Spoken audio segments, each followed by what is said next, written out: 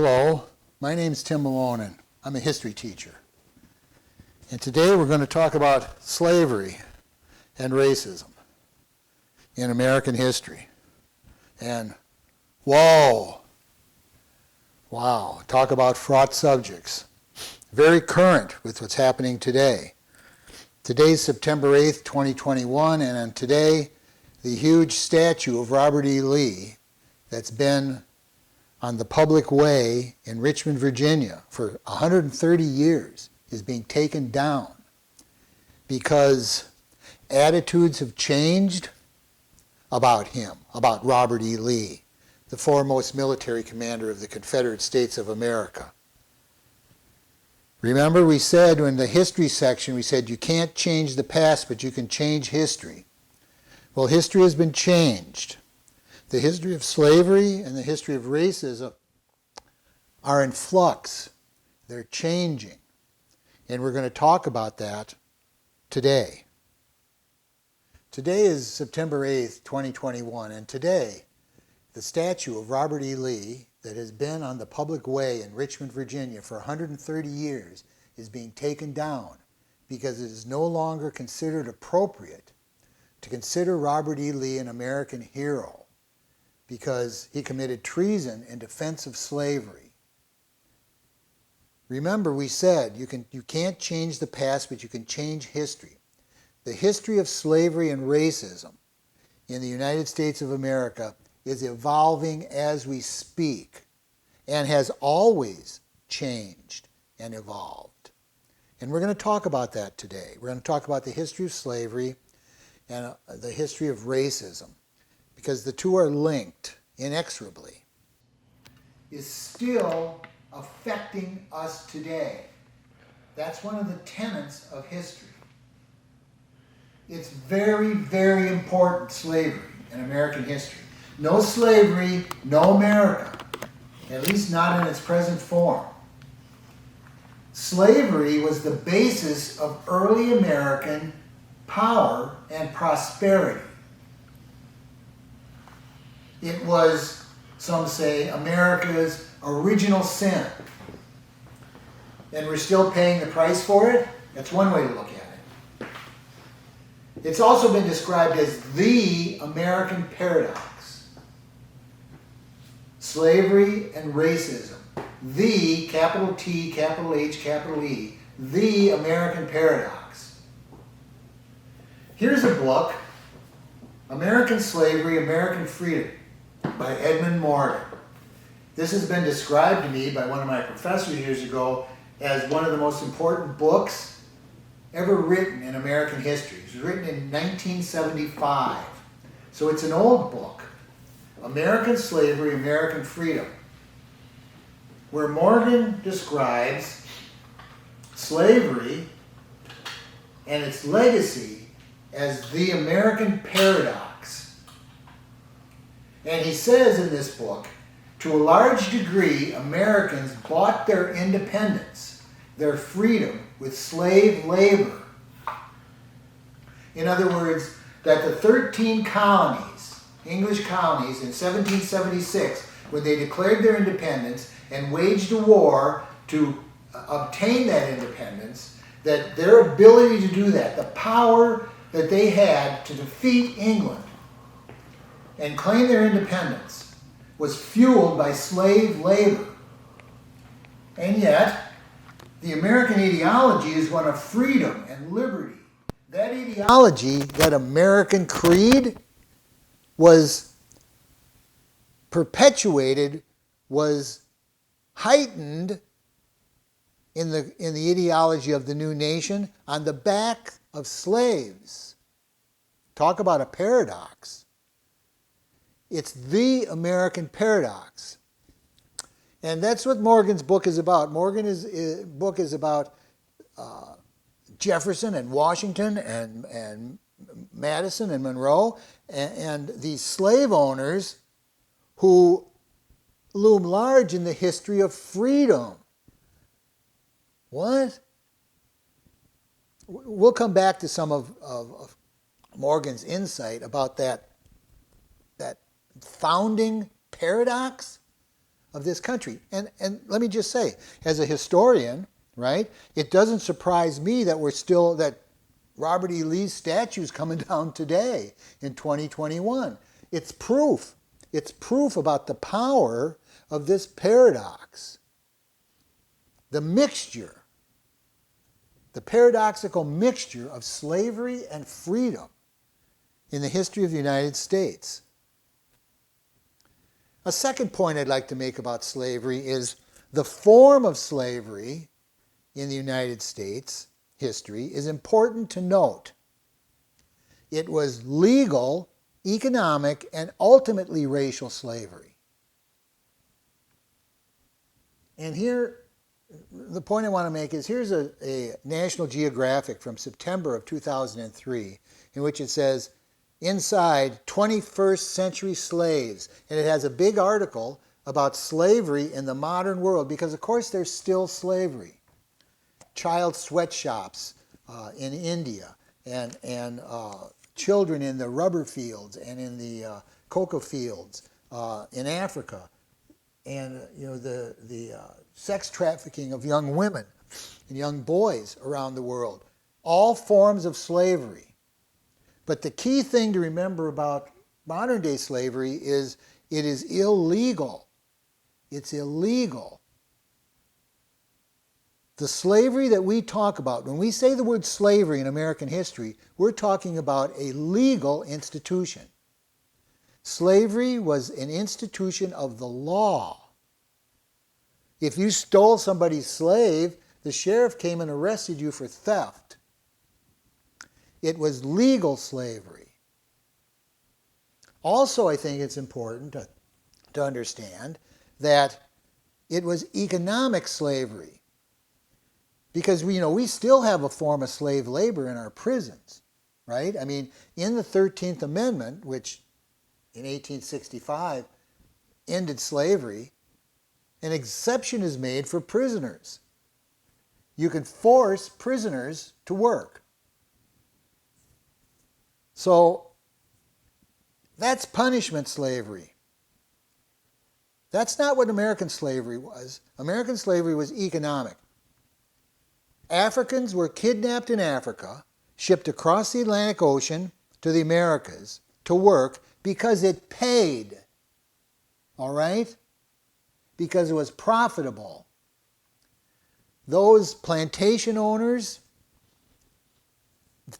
they would have kidnapped Martians or green people or purple people if that's what would have paid. The reason that they kidnapped Africans and shipped them those thousands of miles across the Atlantic to work as slaves was because it paid. It was profitable.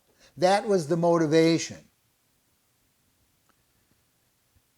As I said, involuntary servitude, that's what the Constitution called it, still exists, but it's illegal. In fact, it's now considered a crime against humanity. And that's probably why Robert E. Lee's statue is coming down today. Like Columbus, we now think of him as a criminal against humanity.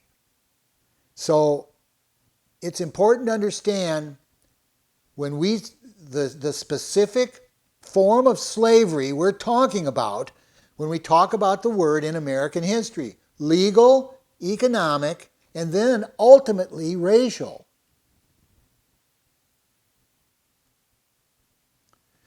This brings up the whole notion of the Atlantic economy, the triangular trade that made America great, that made the 13 colonies of British North America strong enough and prosperous enough to claim and win their independence. The Atlantic economy.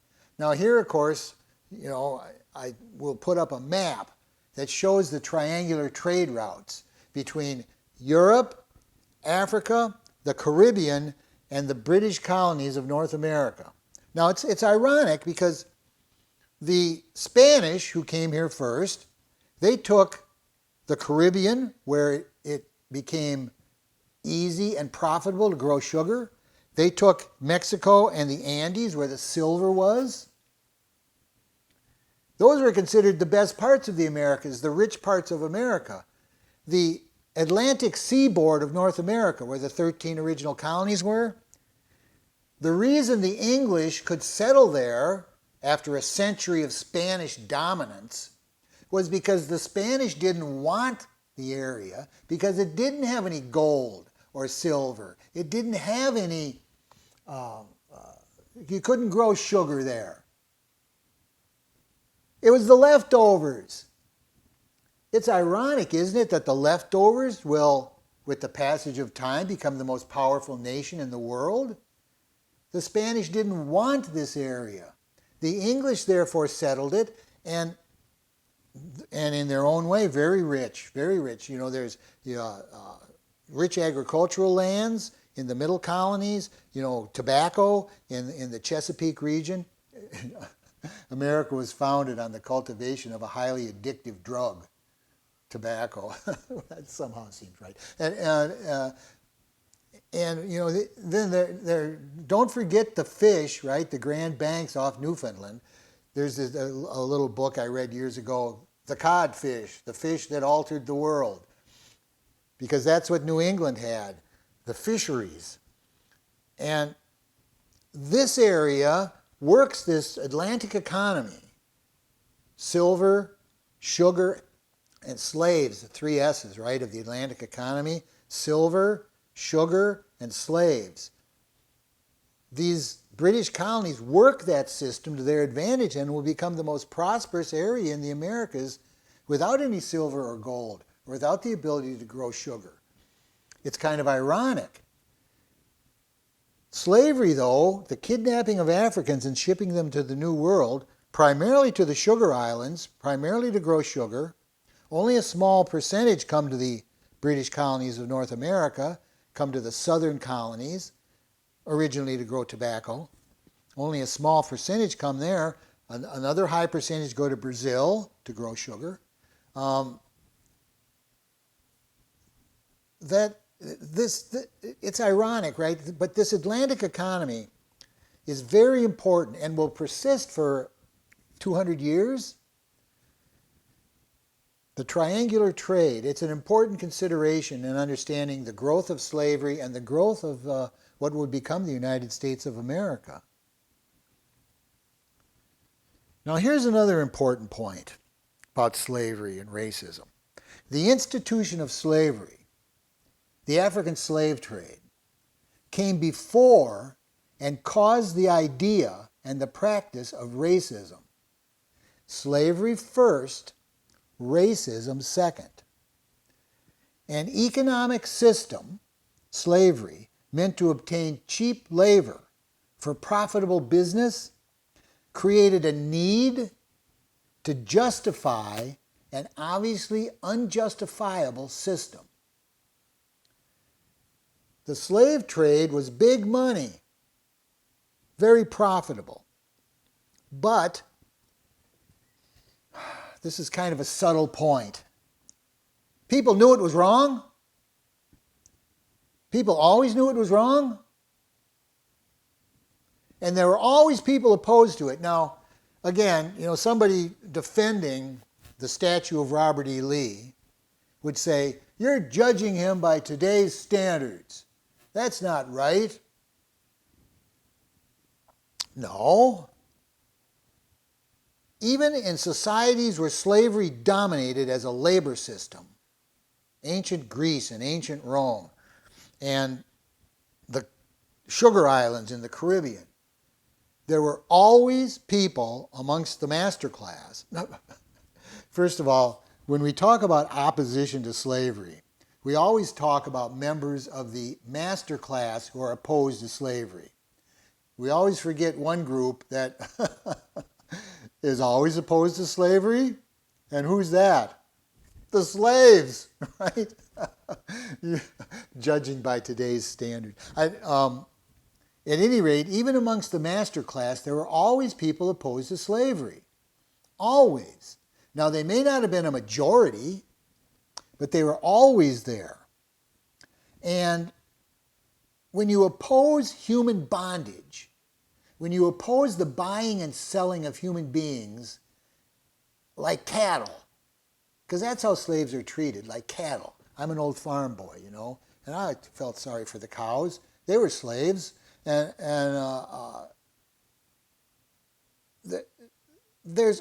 it's obvious, isn't it, that that's not right?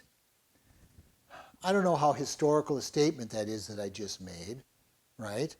But there's always been opponents to slavery in slave societies.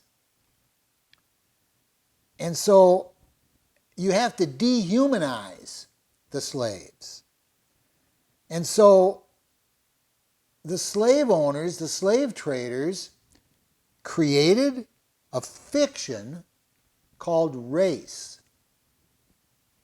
and consigned the victims to the bottom. They dehumanized the slaves. So you kind of have to, don't you? Dehumanize slaves. Race was invented to dehumanize the victims of this pernicious, originally economic institution, the buying and selling of human beings to ship to the New World to labor cheaply. Because it turned out that by and large American Indians weren't good slaves. Not that it wasn't tried enslaving Native Americans, it certainly was, but they weren't. Well, why? Well, because they were natives, because their cousins are in the hills, because if they run away, they got someplace to go. Obviously, there's an advantage to importing people from thousands of miles away to do your work. Yes, race was invented to justify slavery. Now slavery's gone, but boy, racism is still with us. It's kind of ironic, isn't it? It's ironic that this ideology, racism, persists. Let's talk about racism, all right? Racism is the idea, the belief, the ideology that race is real and determinative. A racist believes that racial identity is the most important thing you can know about someone, and that racial identity determines how you should be treated in the society, the community, the culture in which you live. Race is real. Now, race is not real. It's an idea. It's an ideology. It's not scientific fact. Race is something that human beings impose on reality. In fact, a racist believes that racial identity is the most important thing to know about someone. A racist also believes that there were once pure races, and that a return to that situation should be the goal of present human society. Now, of course, with DNA testing and all that kind of stuff, now we know now there are no such things as pure races. Never were. It's a myth. But it's the bedrock of racism. The idea that in the past there were pure races, and oh boy, if we could just get back to that ideal. And of course, perhaps most importantly, a racist believes that there's a hierarchy of races. Not only is race real, there's a hierarchy. And surprise, surprise, where do you suppose a racist puts his race in the hierarchy? Oh yeah, here's a racist. Yeah, I think that there's 6 races. Well, that's another thing, I got cousins that are racist, right? And sometimes I go to family reunions and I rehearse questions to stump my racist cousins, And one of them is, how many races are there? Since race is so important to a racist, you'd think they ought to know. There's 6. But no, I had one cousin once say to me, I don't know, more than 1. But of course, The racist puts his race at the top of the pecking order. And then it's like, okay, this is obviously what's up here, right? I mean, it's clear what the purpose of racism is, right? When you ask, well, where do you put, oh, no, I think there's 6 races, and I'd say mine is, about 4th on the list. You never hear that. Kind of gives the game away. Race is made up to justify who gets what. It's illogical, it's unscientific, and it's a tool of oppression. I think most historians come to that conclusion. I mean, that sounds like an opinion. Okay. Yes, it's an opinion. Historians have opinions. I have opinions, and my opinion is that race is illogical, unscientific, and it's a tool of oppression. Again, it's meant to decide who gets what and who can justifiably get very little. Racism. And again, it was thought up mostly to justify an economic institution. Slavery was invented because it paid. Racism was thought up to justify the obvious inequality of slavery. Here's another point about slavery and racism in American history. From the 1870s, right after the Civil War, to the 1960s, maybe even further, the importance of slavery was downplayed in American history.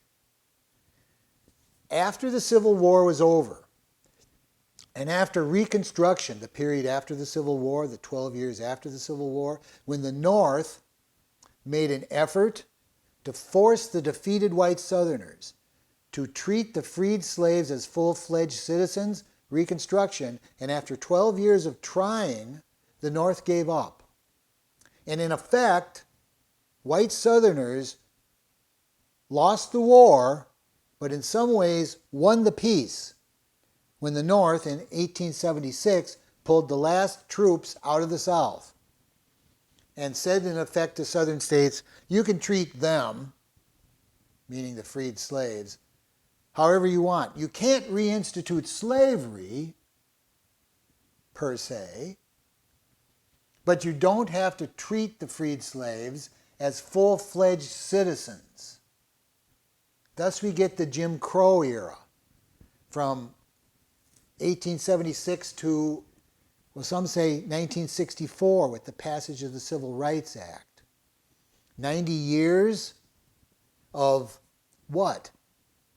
Of second-class citizenship? That sounds so antiseptic, doesn't it? Second-class citizenship for African Americans. Of course, the fist behind that was lynching, right? Lynching. I didn't bring my lynching book. I'll show you that when we get to Reconstruction. The terrorism that was inflicted on African Americans, mostly in the South, but not just in the South during this period. That if you were an African American, it says, hey, the 15th Amendment says I can vote. I want to vote. I'm going to persist. Made too much noise, the Night Riders came and killed you.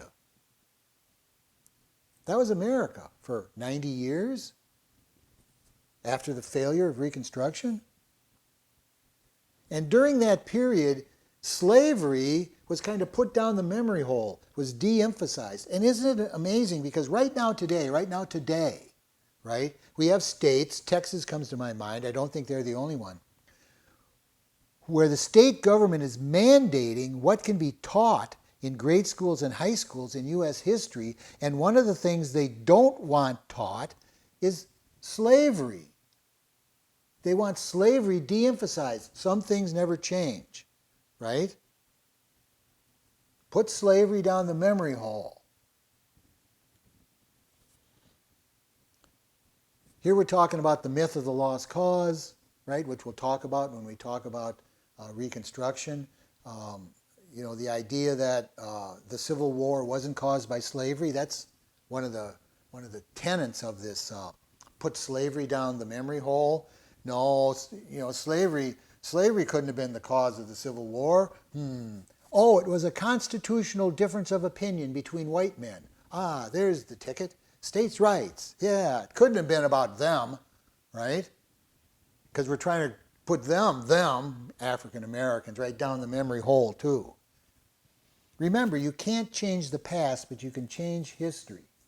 The Civil Rights Movement, let's jump ahead a little bit, the Civil Rights Movement of the 1950s and 1960s, Martin Luther King, in which African Americans rose up and demanded the rights guaranteed to all Americans in our Constitution and Bill of Rights and in our laws. And the Civil Rights Movement of the 1950s and 1960s, which culminated in the passage of the Civil Rights Act in 1964 and the Voting Rights Act of 1965, changed the way American history considered slavery and the Jim Crow era and African Americans writ large. Again, you can't change the past, but you can change history. The Civil Rights Movement changed the story. Now, there's various reasons why. Now, African Americans, throughout the entire time they've been here, 1619, up to the present, have fought for their rights. Slavery, Jim Crow era, even to this day, Black Lives Matter, African Americans are fighting for equality. And why in 1964 did the Civil Rights Act pass when it hadn't for 100 years, almost 100 years before that? It's an interesting question. World War II had something to do with that, right? I mean, we just got done defeating one of the most obnoxious, racist, genocidal regimes in history, Nazi Germany, and we come home and people were saying, "Oh, look how you treat your African Americans in the South. You're a bunch of Nazis." And there's that. We were shamed. The United States was shamed into doing away with Jim Crow. The other one is television.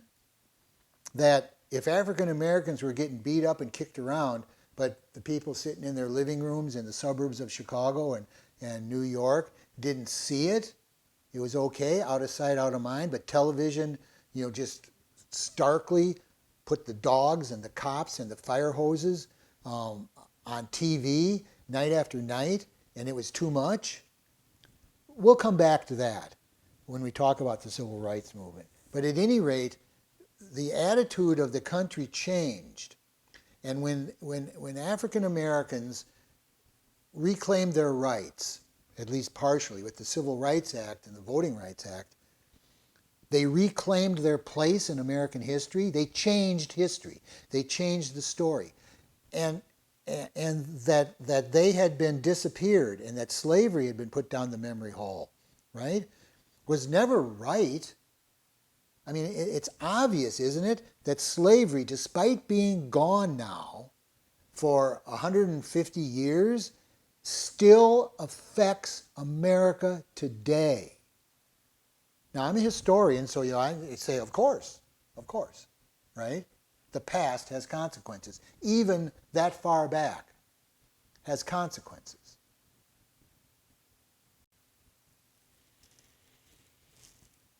History was rightly revised by the Civil Rights Movement. Historical revisionism, because boy, again, you got a lot of people out there even today who they spit that word out, revisionism. Teach Americans the right history, the one that's always been taught. There's only one American history. No, you can't change the past, but you can change history, and history was changed correctly.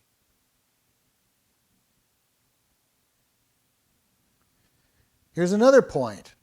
We made this point about Columbus. The institution of slavery in the United States, 1619 to 1865, would now be considered a crime against humanity. And again, I talk about the statue controversy today, where statues to Confederates are being taken down.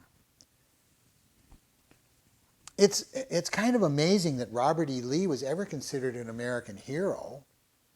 I mean, I was raised during the period where he was, I mean, he was whitewashed because he had a couple of hundred slaves, one of the largest slave owners in Virginia, and he was a typical slaveholder. We'll talk more about this when we talk about Thomas Jefferson in an incoming lecture.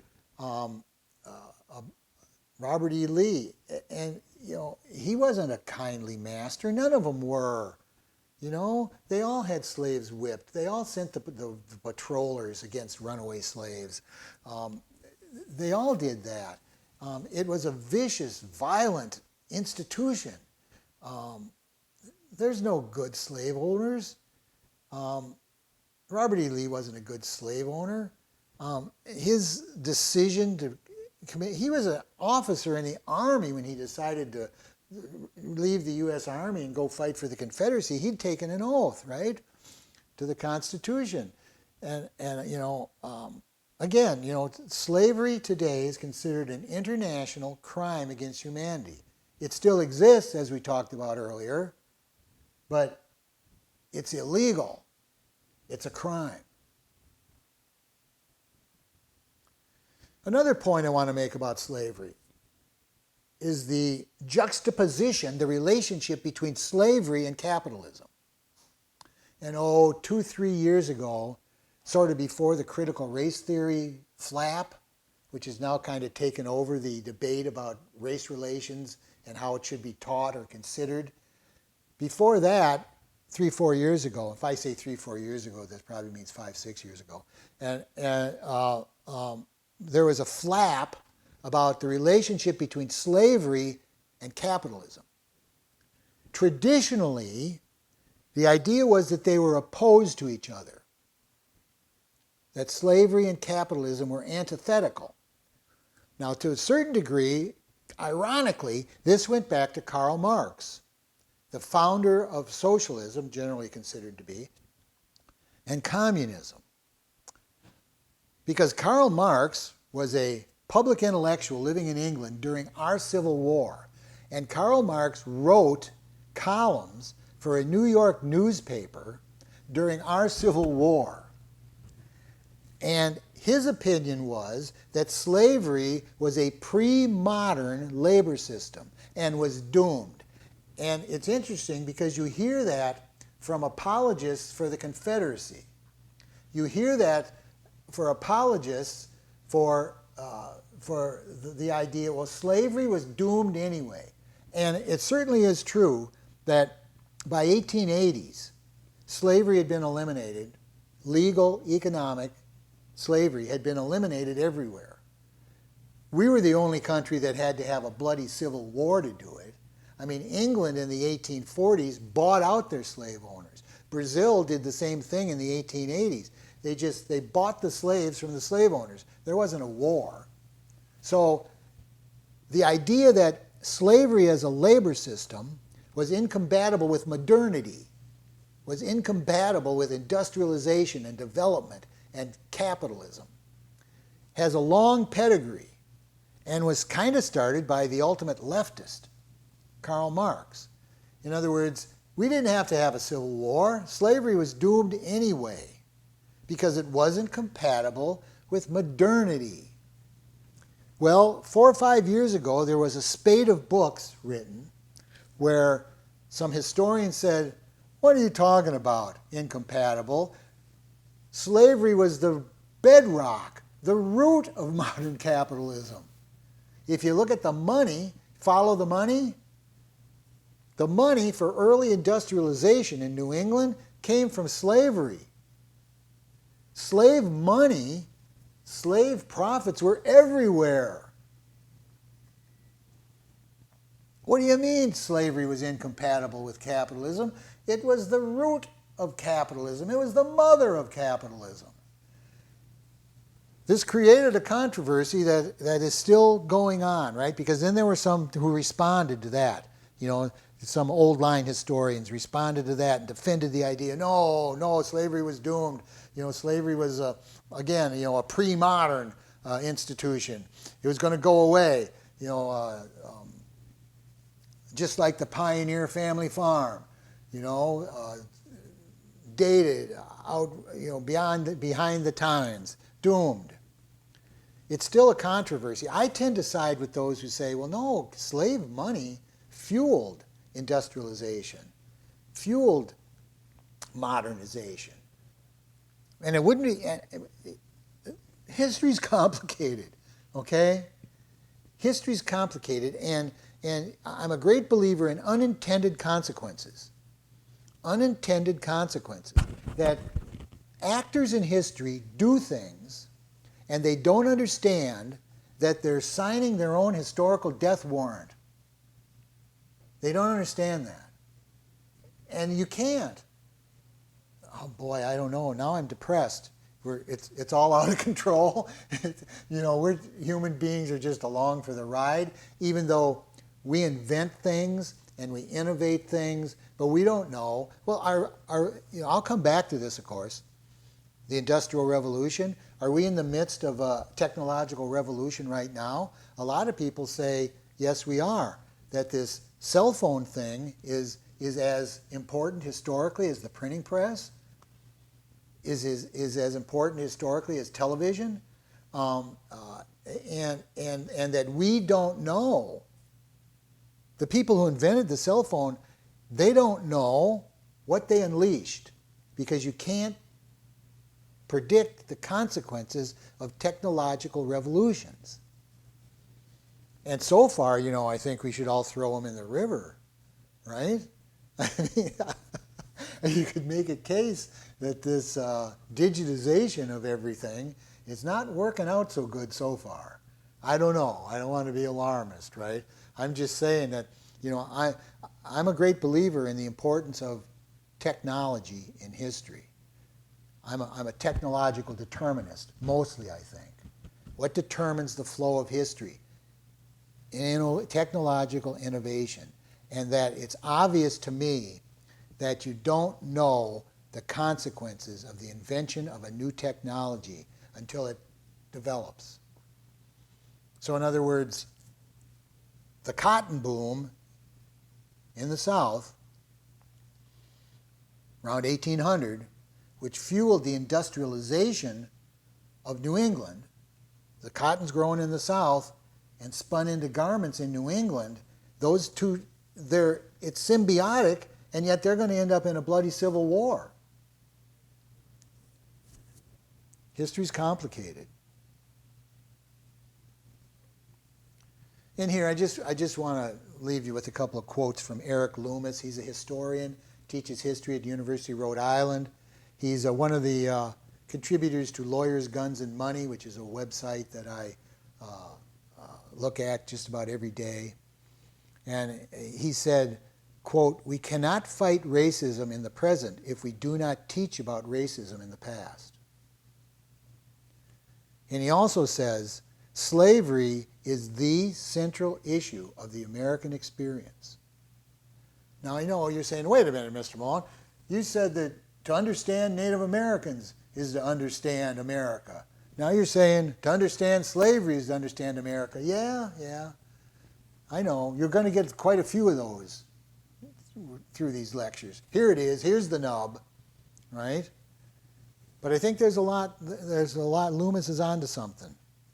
Slavery is the central issue of the American experience. Even though it's been gone, now when no one's still alive, right, who lived during that period.